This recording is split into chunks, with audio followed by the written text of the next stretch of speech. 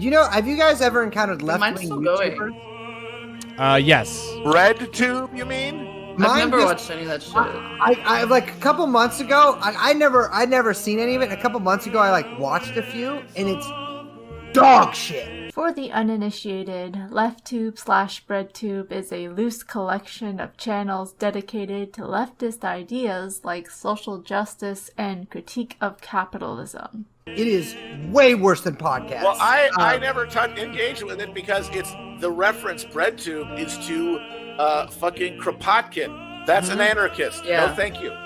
I absolutely love BreadTube. YouTube is always like, wacko, wow.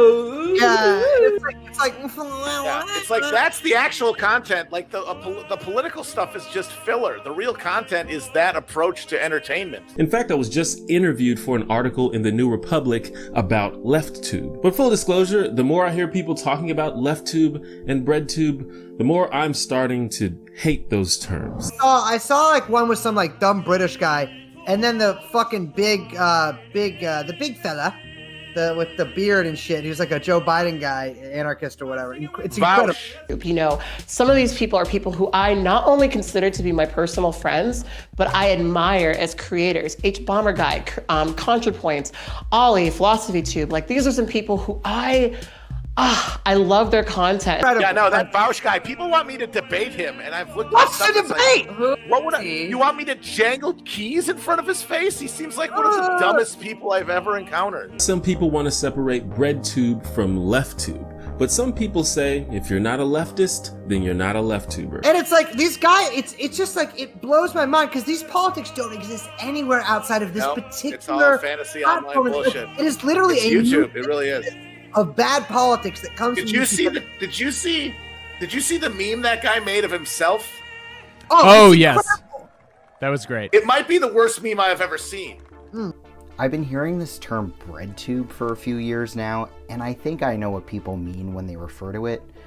I think of YouTubers like ContraPoints, Philosophy Tube, H Bomber Guy, Bisexual Lighting. But what the fuck is it? It's a brand. It's a marketing demographic. It's a reaction to Gamergate. It's the chud dunking industrial complex. It's just a bunch of creators who have left-leaning content. The word BreadTube evokes people, images, colors in my mind, but what actually is it? And why do people hate it so much?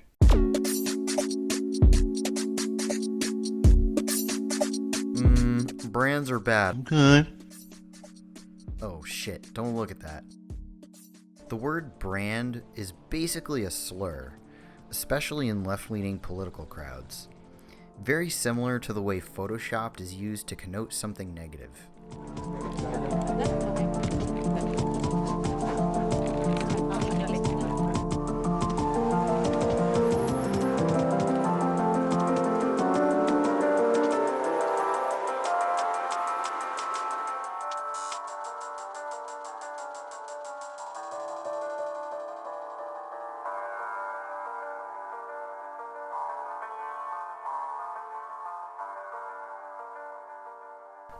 When people say BreadTube is a brand, they're saying it's bad. But I'm not so sure they even know what it means to call something a brand, or why that's even bad in the first place. It has something to do with marketing, which has something to do with capitalism. But how does it work? Why does it work? What the fuck is a brand? The word brand comes from the ancient practice of branding livestock, a way of distinguishing one person's property from another's, and as a way to deter theft. The term evolved over time to refer to any distinguishing mark, such as a label, that would communicate the relationship between the commodity and its producer. This relationship has ideology baked in. You're not simply buying a pot to boil stew, you're buying Mr. X's brand of pot that lasts for a very long time because it's made well with high quality materials. Mr. X's brand has now gained a reputation in your mind for being synonymous with quality. None of this carries any inherently bad qualities. The exchange of goods and services has always happened in human society, and always will.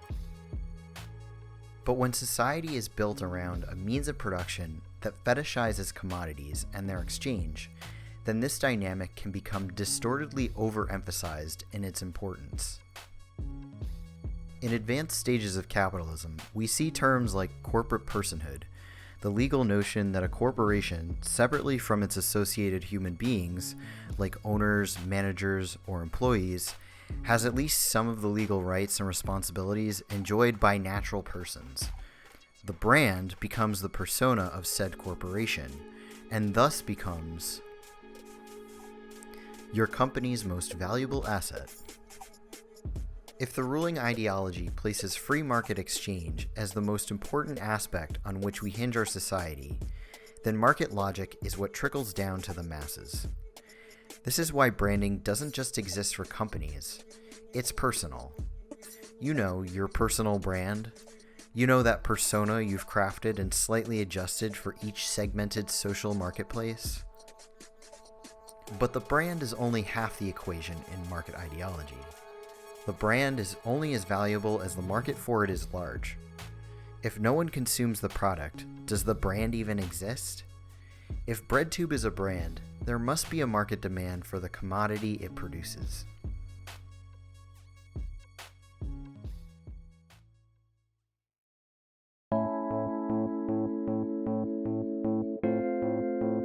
There's one noticeable feature about BreadTube that starts to weave together a cohesive definition. Its actors seem to have an overlapping audience. Maybe the stylistic choices of these channels offer a familiar vibe, one that its viewers find comforting.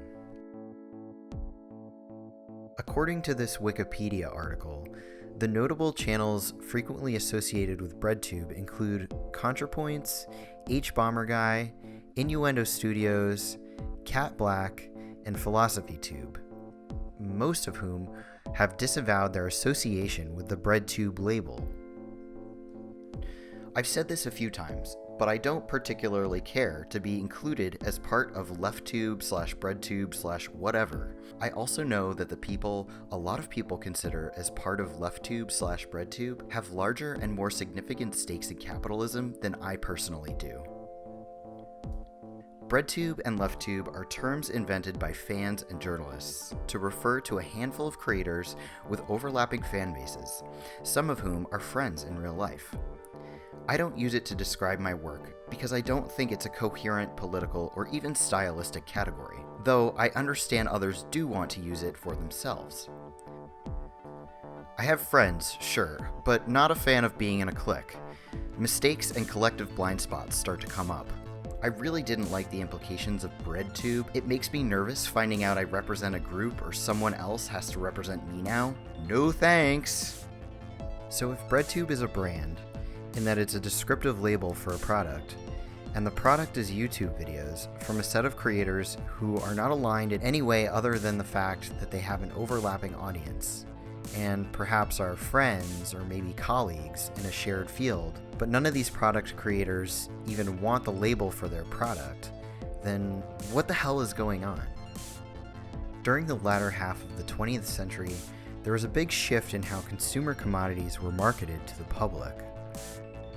By the time most of us who belong to the millennial generation or younger were born, this mechanism was so firmly rooted in the operation of society that its logic had trickled down to subconscious social human behavior.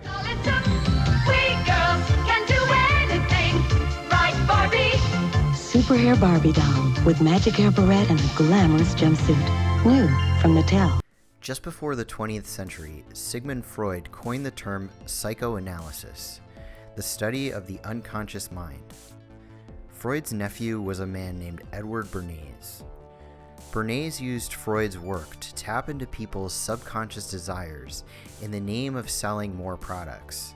The guy was a pioneer in the field of public relations and propaganda. Bernays' body of work includes propaganda, crystallizing public opinion, public relations, and the engineering of consent. Most of the advertising and marketing that happened in the 20th century was based on Bernays' work, which was framed from Freud's theories and still is to this day. Initially, this type of subconscious desire marketing was meant to attract people to products based on tapping into the base desires of all people. But during the mid-20th century, when dominant culture embraced self-expression as the new norm, the market responded. Now companies were doing market research to find out what people's innermost values were, grouping them into clusters, and then appealing to those inner values. They did this by pumping resources into focus groups and personality tests. Government is not the solution to our problem. Government is the problem. But America's ailing economy was about to be rescued, not by government, but by the new groups that the market researchers had identified, the self-actualizing individuals. They were about to become the motor for what would be called the new economy. You can be what you want to be. So regarding V8, what do you really want? A tasty product that's good for me. What do you want that for? One technique is that we ask people the same question over and over and over again, and we say, what do you want? What do you really want? What do you want that for? And they start to talk about it, and they kind of get intimate with what's going on. What we're doing with that technique is unpeeling the onion. If you want to think of a person kind of having layers and layers and layers of protection and thoughts and behaviors and beliefs, we want to get to that center core. In the wake of the invention of values and lifestyles, a vast industry of psychological market research grew up. And the old technique of the focus group, invented by the Freudian psychoanalysts in the 50s, was used in a new and powerful way. The original aim of the focus group had been to find ways to entice people to buy a limited range of mass-produced goods. But now focus groups were used in a different way to explore the inner feelings of lifestyle groups, and out of that invent whole new ranges of products, which would allow those groups to express what they felt was their individuality. And the generation who had once rebelled against the conformity imposed by consumerism now embraced it because it helped them to be themselves. What capitalism managed to do that was brilliant was to actually create products that people like me would be interested in. Capitalism developed a whole industry at developing products that evoked a larger sense of self, that seemed to agree with us that the self was infinite, that you could be anything you wanted to be, that took our philosophy and agreed with it, and then created products that supposedly helped you, aids, that helped you be this limitless self. The product sells you a way of life, a way of being. The product sells you values. You dress this way, you live in a house like this, you have furniture like this, you use this computer. There are values there, hipness, coolness. This is not, I repeat, not a marketing scheme. So the notion that you could buy an identity replaced the original movement notion that you were perfectly free to create an identity. And you were perfectly free to change the world and make the world anything you wanted it to be. Well, what I wear is a statement. This was a big shift in how marketing worked. What was once about selling products to the consumer became more like a project of tapping into the unconscious self and reflecting it back. The product was no longer being sold to you as something you materially needed, but instead the product was selling you your values.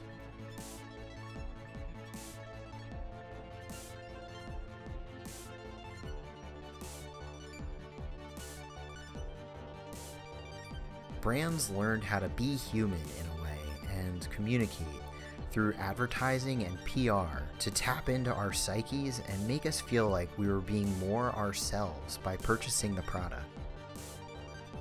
This technique of speaking to people's deeply held values to sell them products was a huge success. So much so that neoliberal politicians tapped into these invisible identity groups to gain control of the government. I would like to take the lead in taking government off the backs of the American people and turning you loose to do what I know you can do. It was radical.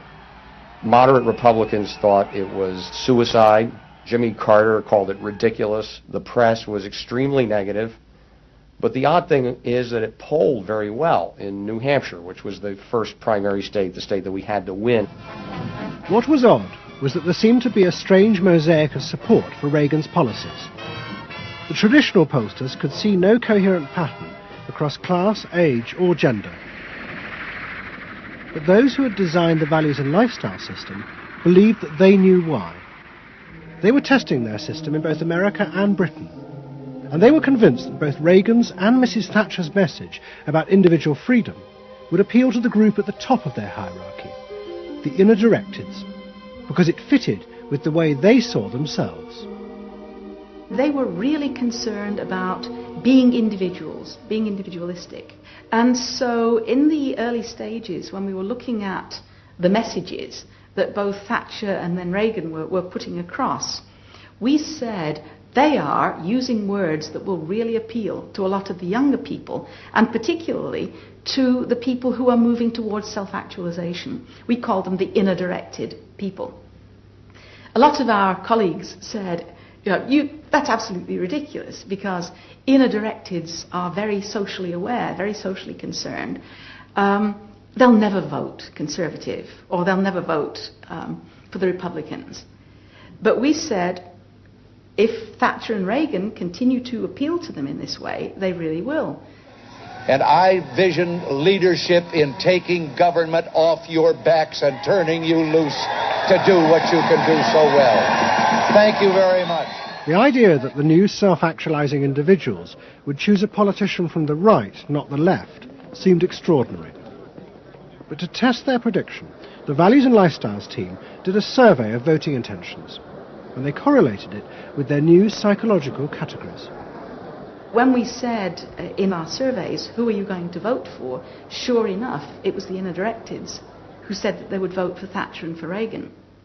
And they made the difference in those elections because of their voting for Thatcher and Reagan. And it really surprised our colleagues, even within my own organisation. It really showed the power of this approach, because it's very difficult to identify inner-directeds on the street. These people who voted for Thatcher and Reagan, these inner-directeds, came from any walk of life.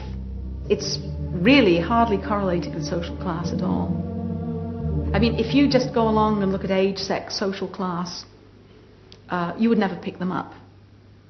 But if you really go along with a questionnaire that gets at their values, then you can identify them very easily. And that was new? And that was completely new, yeah. Fast forward to 2009. You get a marketing guru named Simon Sinek, well known for writing a book called Start With Why. A video of Sinek explaining his concept of Start With Why, with 52 million views, is one of the most popular TED Talk videos of all time. I call it the Golden Circle.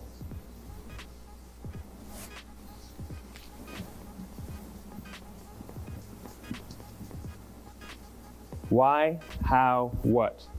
This little idea explains why some organizations and some leaders are able to inspire where others aren't. Let me define the terms really quickly.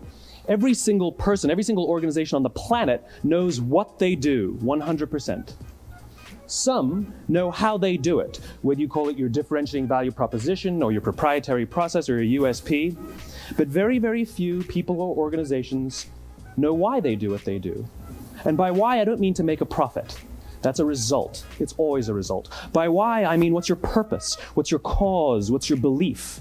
Well, as a result, the way we think, the way we act, the way we communicate is from the outside in. It's obvious. We go from the clearest thing to the fuzziest thing.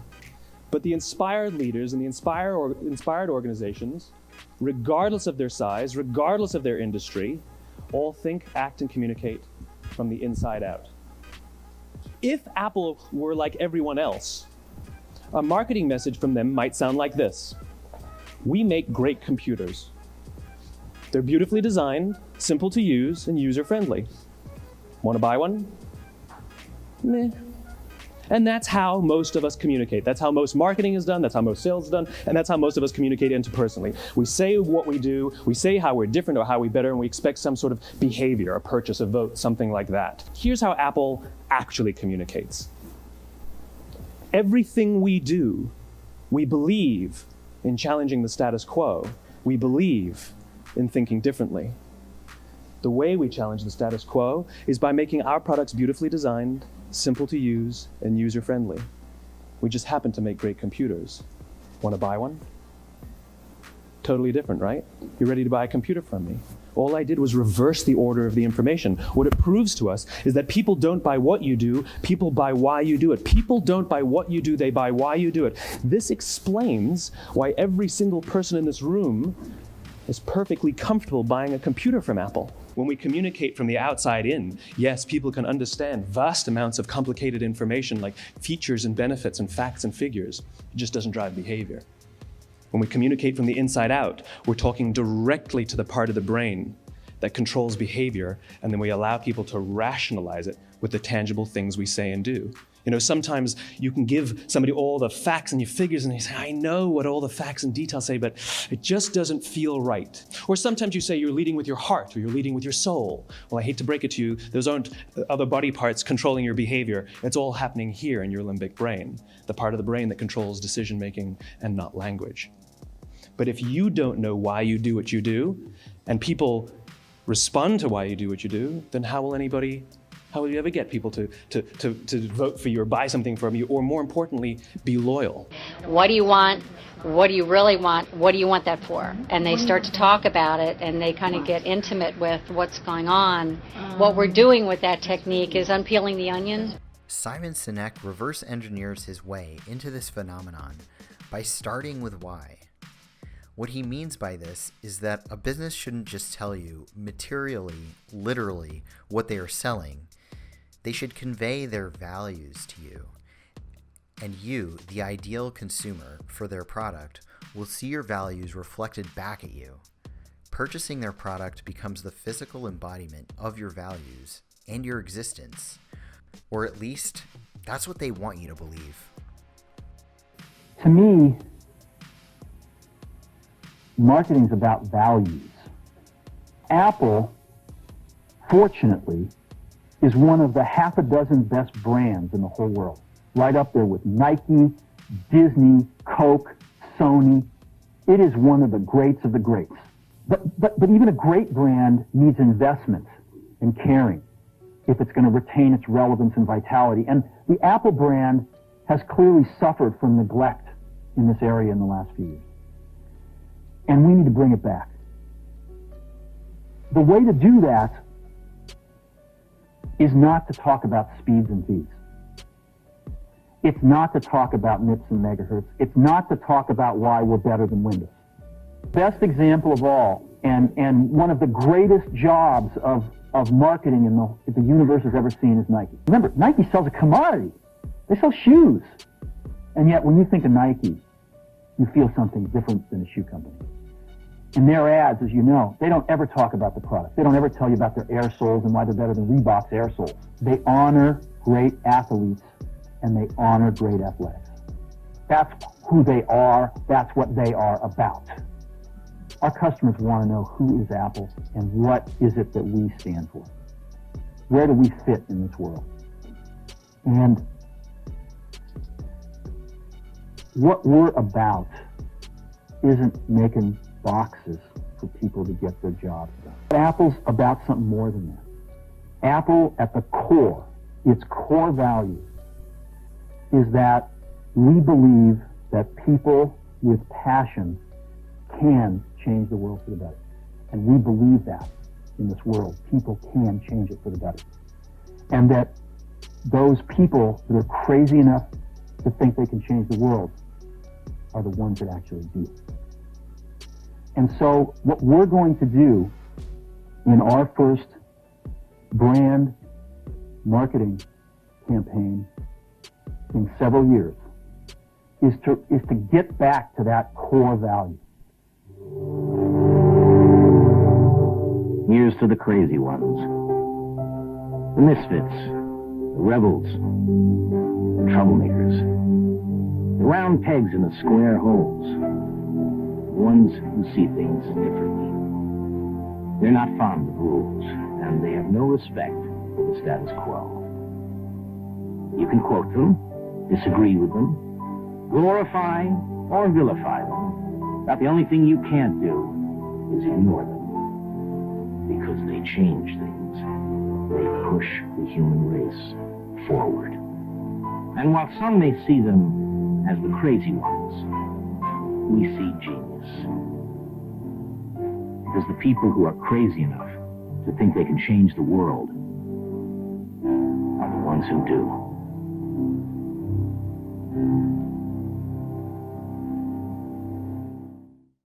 So if corporations are thinking of you based on your value identity and trying to tap into your innermost being, then they want you to relate to their company as another being with whom you can share your intimate values with, and will feel more affirmed in yourself by buying their products. We start to view brands as people because that's what we're encouraged to do. And people rightfully feel fucking weird and alienated by this. Because we live in liberalism, where everything is turned into a market, naturally, Bernays comes to the conclusion that all human interaction is propaganda, and therefore PR, which must conform to market ideology. The media by which special pleaders transmit their messages to the public through propaganda include all the means by which people today transmit their ideas to one another. There is no means of human communication which may not also be a means of deliberate propaganda, because propaganda is simply the establishing of reciprocal understanding between an individual and a group. The important point to the propagandist is that the relative value of the various instruments of propaganda and their relation to the masses are constantly changing. If he is to get full reach of his message, he must take advantage of these shifts of value the instant they occur. The American motion picture is the greatest unconscious carrier of propaganda in the world today. It is a great distributor for ideas and opinions. The motion picture can standardize the ideas and habits of a nation. Because pictures are made to meet market demands, they reflect, emphasize, and even exaggerate broad popular tendencies, rather than stimulate new ideas and opinions. The motion picture avails itself only of ideas and facts which are in vogue.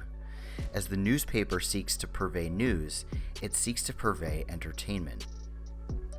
Another instrument of propaganda is the personality. And meeting the market demands is exactly what BreadTube did.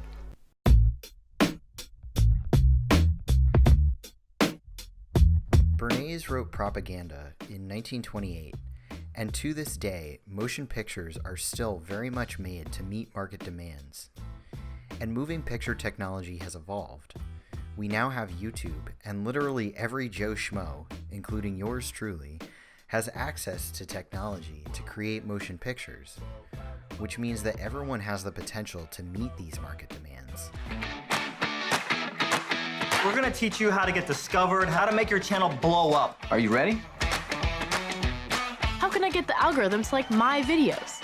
And if the market demand is about tapping into people's values in order to reflect them back, well then you might see an opportunity when, say, you witness a right-wing backlash against progressivism in the form of harassment campaigns targeted at women in the video game industry.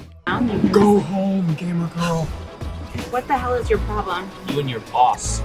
Reina Punjabi only got this feminazi game made by being a slut. Really? Like I've never heard that before? You're one of those? Get out of here.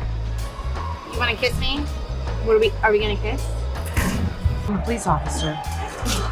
What happened? These guys, they just can't stand women in gaming. What did they do to you? They leveled up. You and the other feminazis in the gamer world are coming for our balls to snip them off, put them into a little felt purse, and take them away, so we have to play your non-violent games, right? No, that's not true. It's a culture war. It's a subculture war. Video games are a consumer product. There is nothing about this consumer product that makes it inherently more appropriate for any type of demographic, but for a long time, it was marketed as if it were. And it's pretty uncontroversial to say this now, but for a while, it wasn't. It's not biological, it's not genetic, it's not natural, it's made up. Gamergate itself was a reaction to a reaction about a market demographic. Gamergate was explosive. It generated massive amounts of attention currency. Everyone was pissed off. This was a ripe market opportunity. YouTube was the new medium for motion picture, accessible to virtually everyone with an internet connection, combined with the other instrument of propaganda, the personality. The 20th century gave rise to brands becoming people, and now in the 21st century, we can see that people have become brands. Gamergate, the catalyst for a massive untapped ideological marketplace, paired with a new medium, part internet, part motion picture, part personality, YouTube, resulted in an onslaught of new creators, personalities, brands, products, opportunities to sell people's values back to them. When I spend too much time on the internet and see people, mostly young men, spuming and weirdly directing an incomprehensible anger, I remember Angry Jack. Anita Sarkeesian created the website Feminist Frequency in 2009.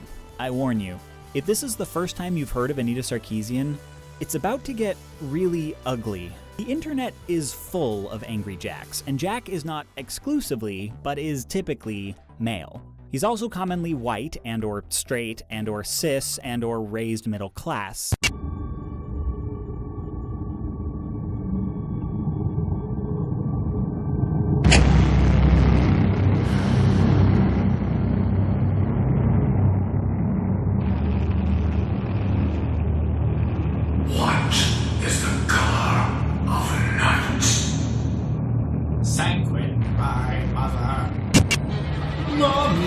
So if a brand is a label that represents a product, which caters to people's deeply held values, which fills a market demand, then BreadTube is the label for a product which caters to a set of values, which fills the market demand. The chud-dunking industrial complex. One of the things that was like obviously a really big thing in the 2010s was like the rise of the far right on YouTube. And then also like the left sort of rising on YouTube, but it didn't really start off as the left. It kind of started out with the whole chud dunking industrial complex, as I like to call it. Gamergate was going on, and they were kind of like, these Gamergaters are dumb. Yeah. I like video games, and I'm not a regressive, so I'm going to make them look dumb. Jordan Peterson, Ben Shapiro, Paul Joseph Watson, Steve Bannon.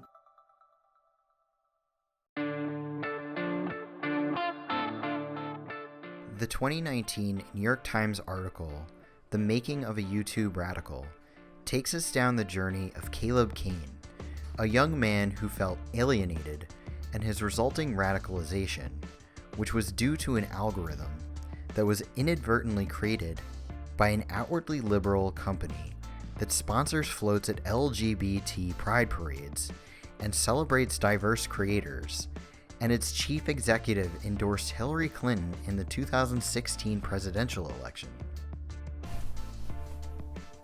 How could it be that fascistic rhetoric could thrive in such a place? Okay, well, maybe liberal, gay-friendly YouTube just had to change their algorithm to get rid of the Nazis. A month after its algorithm tweak, YouTube changed its rules to allow video creators to run ads alongside their videos and earn a portion of the revenue they generated. Previously, only popular channels that had been vetted by YouTube were able to run ads. Neither of these changes was intended to benefit the far right, and YouTube's algorithm had no inherent preference for extreme political content. It treated a white nationalist monologue no differently from an Ariana Grande cover or a cake icing tutorial. But the far right was well positioned to capitalize on the changes. Many right-wing creators already made long video essays or posted video versions of their podcasts. Their inflammatory messages were more engaging than mild or fair. And now that they could earn money from their videos, they had financial incentive to churn out as much material as possible.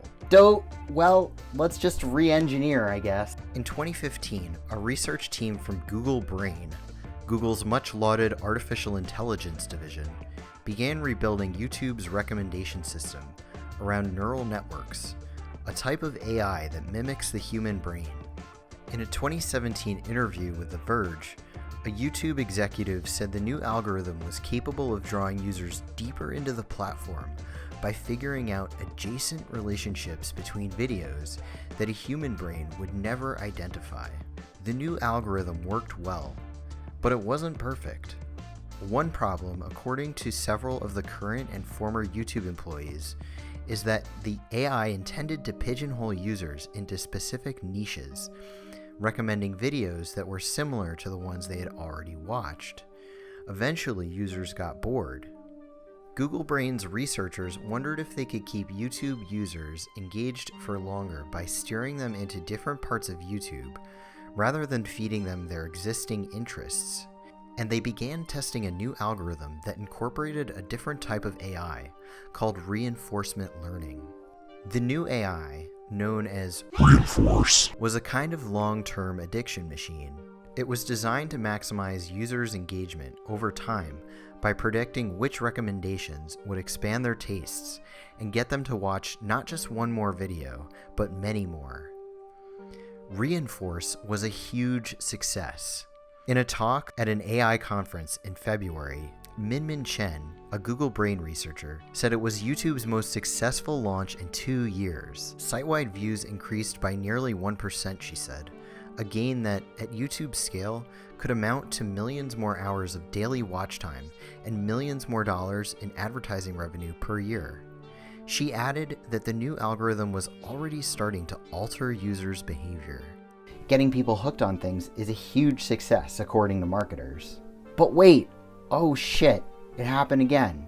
But YouTube's changes again played into the hands of far-right creators, many of whom already specialized in creating videos that introduced viewers to new ideas.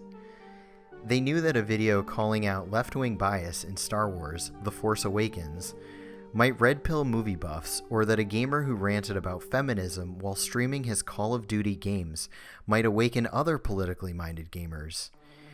And now YouTube's algorithm was looking to promote the same kind of cross-genre exploration. In comes BreadTube to save YouTube from the fascists. Miss Wynn and Mr. Bunnell are part of a new group of YouTubers who are trying to build a counterweight to YouTube's far-right flank. This group calls itself BreadTube, a reference to the left-wing anarchist Peter Kropotkin's 1892 book, The Conquest of Bread.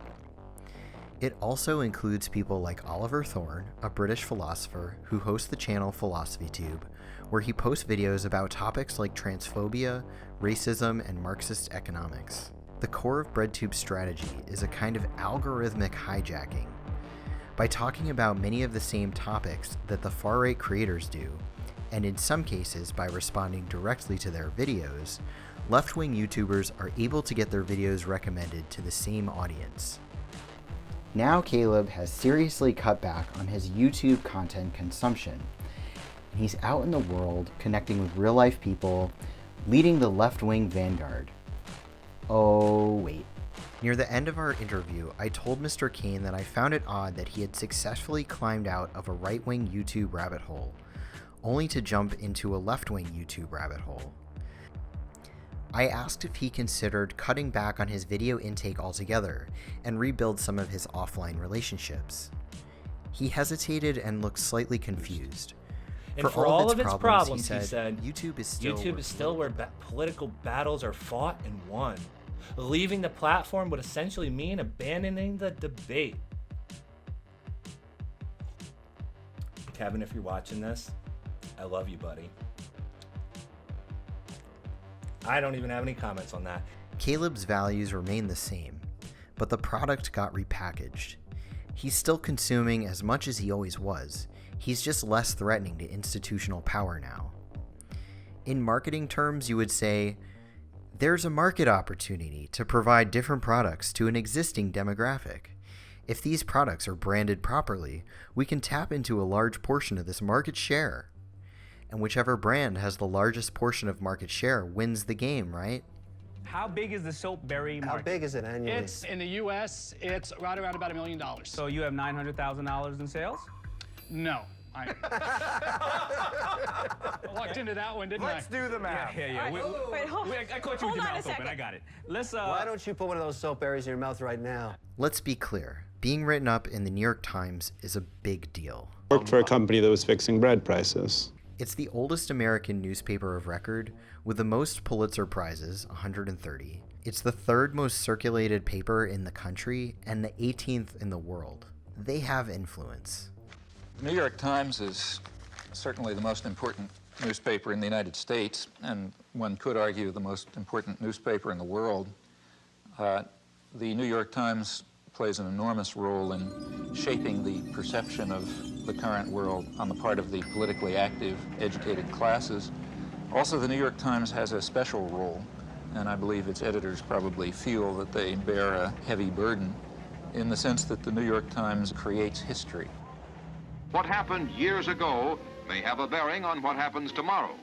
Millions of clippings are preserved in the Times library, all indexed for instant use, a priceless archive of events and the men who make them. That is, history is what appears in the New York Times archives. The place where people will go to find out what happened is the New York Times. Therefore, it's extremely important, if history is going to be shaped in an appropriate way, that certain things appear, certain things not appear, certain questions be asked, other questions be ignored, and that issues be framed in a particular fashion. Now, in whose interests is the history being so shaped? Well, I think that's not very difficult to answer. The process by which people make up their minds on this is a much more mysterious process than you would ever guess from reading Manufacturing Consent.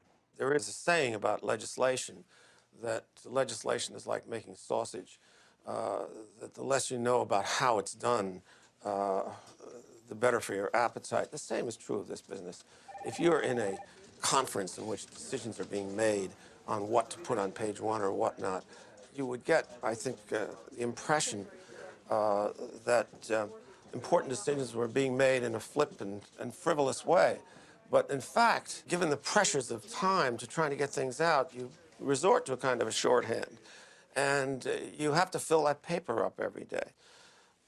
It's curious in a kind of a mirror image way that Professor Chomsky is in total accord with Reed Irvine, who at the right-wing end of the spectrum says exactly what Chomsky does about the insinuating influence of the press, of the big media, as, quote, agenda setters, to use one of the great buzzwords of the time.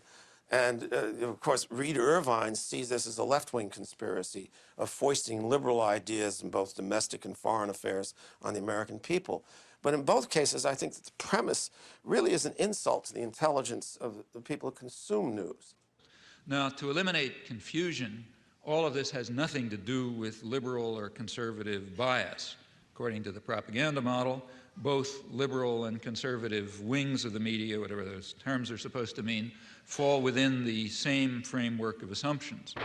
In fact, if the system functions well, it ought to have a liberal bias, or at least appear to, because if it appears to have a liberal bias, that will serve to bound thought even more effectively. In other words, if the press is indeed adversarial and liberal and all these bad things, then how can I go beyond it? They're already so extreme in their opposition to power that to go beyond it would be to take off from the planet. So therefore, it must be that the presuppositions that are accepted in the liberal media are sacrosanct, can't go beyond them. And a well-functioning system would in fact have a bias of that kind. The media would then serve to say, in effect, thus far and no further. We ask, what would you expect of those media on just relatively uncontroversial, guided free market assumptions? And when you look at them, you find a number of major factors entering into determining what their products are. These are what we call the filters. So one of them, for example, is ownership. Who owns them? The major agenda-setting media, after all, what are they? As institutions in the society, what are they? Well, in the first place, they are major corporations, in fact, huge corporations. Furthermore, they're integrated with and sometimes owned by even larger corporations, conglomerates, so for example, by Westinghouse and GE and so on.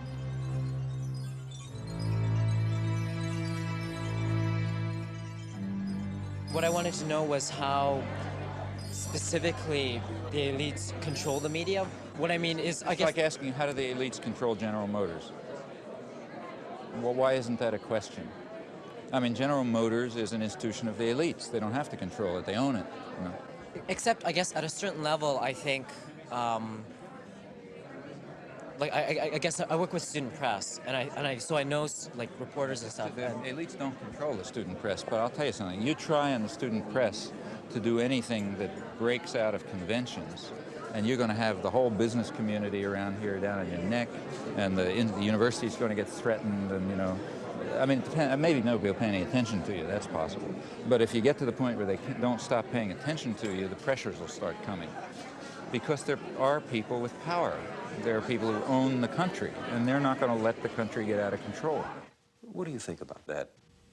This is the old cabal theory that somewhere there's a room with a baize-covered desk, and there are a bunch of capitalists sitting around, and they're pulling string. These rooms don't exist. I mean, I hate to tell Noam Chomsky this. You don't share that. I think it is the most absolute rubbish I've ever heard.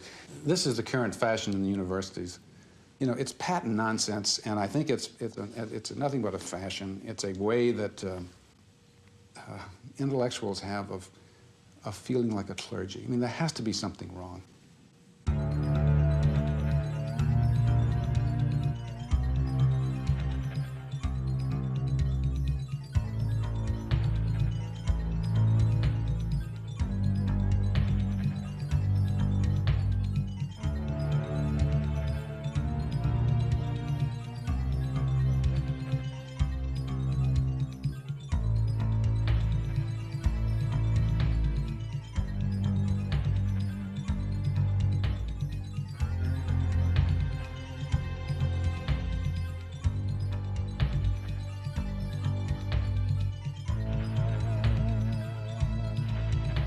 The media manufactures consent.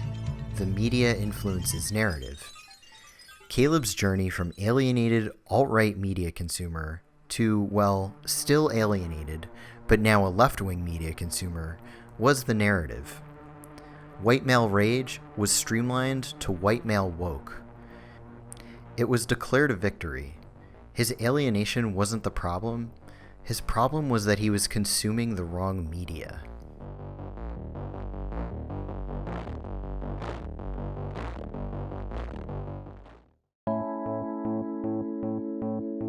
The radicalization of young men is driven by a complex stew of emotional, economic, and political elements, many having nothing to do with social media.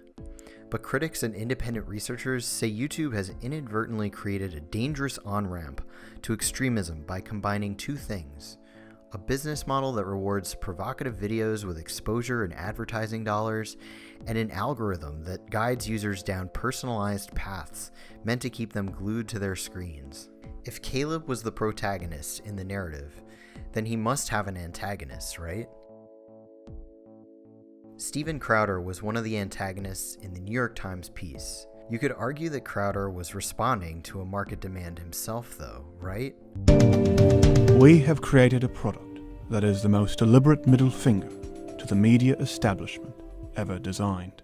This product grants those who wield it entry into the most exclusive club in all the universe. The Louder with Crowder Mug Club will change the way you view the world. Register at louderwithcrowder.com/mugclub today. The article accuses the right-wing creators of shrewdly hawking merchandise, because we all know the morally pure left wing would never do such a thing. Before the narrative of the alienated white boy being corrupted by YouTube Nazis was published, Mother Jones put out a piece titled "Inside the Right-Wing YouTube Empire That's Quietly Turning Millennials into Conservatives." The viral videos from Dennis Prager's University have clocked more than 1 billion views. Interestingly, the New York Times piece doesn't mention PragerU at all. PragerU has been around for a decade and has published hundreds of videos with an annual budget in the tens of millions. Towards the conclusion of this article, Alan Estrin, Prager's producer and consigliere, even identifies the market opportunity for a leftist PragerU. The formula is simple enough: a broad range of presenters and topics, a consistent supply of new product, aggressive promotion. But Estrin thinks the real key is brevity. He's seen the liberal academics natter away in lecture hall videos, taking for granted that busy people will sacrifice an hour to absorb their views on economics or Plato. Even the YouTube videos in the popular Crash Course series are 10 to 12 minutes, too long. In the world of the internet, 5 minutes is the right dosage, Estrin says. You can't get calculus across, but you can get a lot in politics, history, a lot of things. It's not like the left couldn't do something similar. It might feature Reich, but also, say, Sarah Silverman, Neil deGrasse Tyson, and America Ferrera. PragerU views sites like BuzzFeed, Vice, Al Jazeera's AJ+, as left-wing competition. But in fact, liberals have never mounted such an ambitious, ideologically targeted effort to win over young people. And Estrin is surprised. I keep waiting for that to happen, he says. I have every confidence it will. In the same month this article was published, April of 2018, the subreddit BreadTube was created. About a year later, the term BreadTube finds its way into the pages of the New York Times. The marketplace had been established. NBC Universal is owned by Comcast.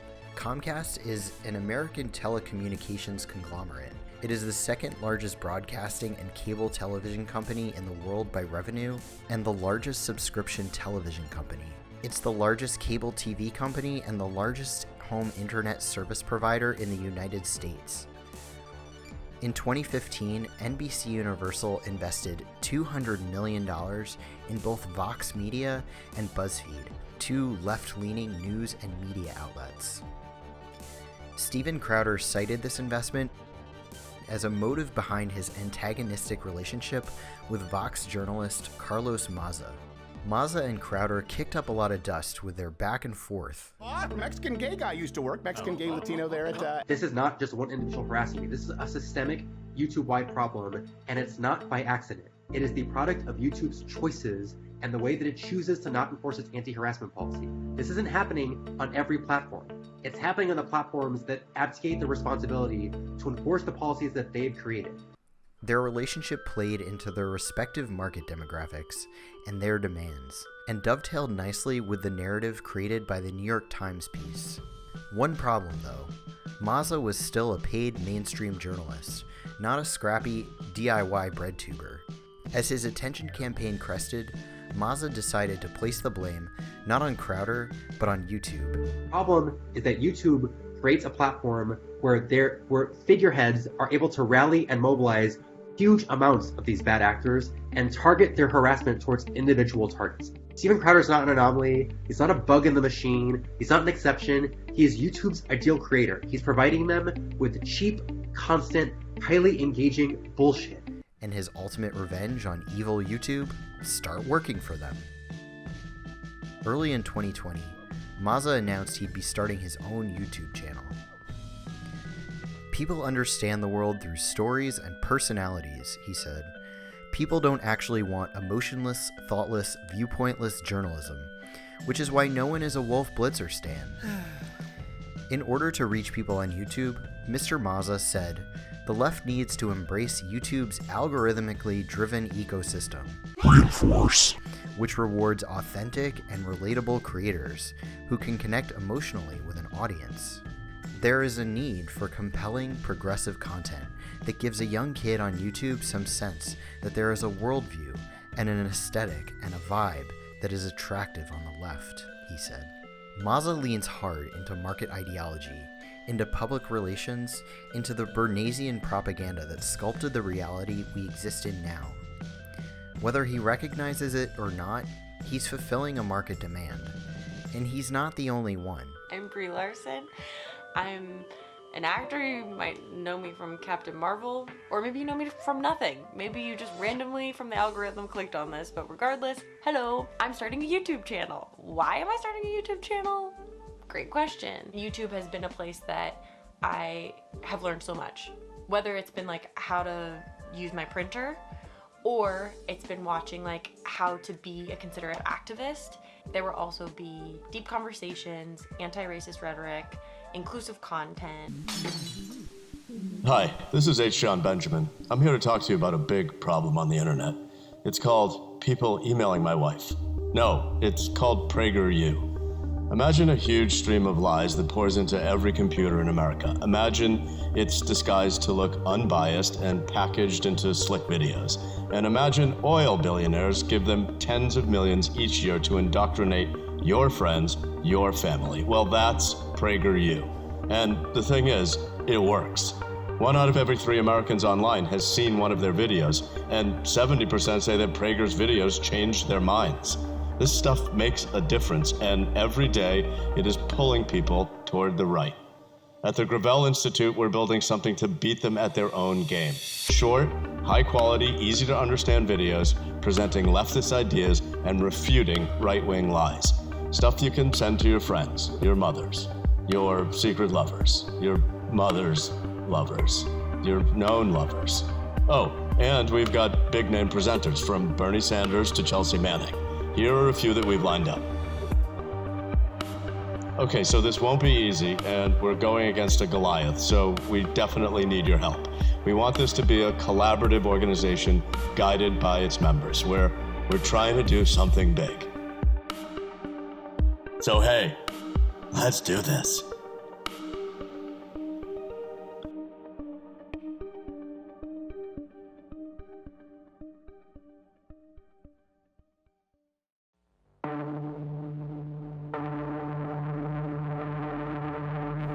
What the fuck is BreadTube? Is it a brand? Is it a market demographic? Is it a reaction to Gamergate, the chud-dunking industrial complex, a bunch of creators who have left-leaning content?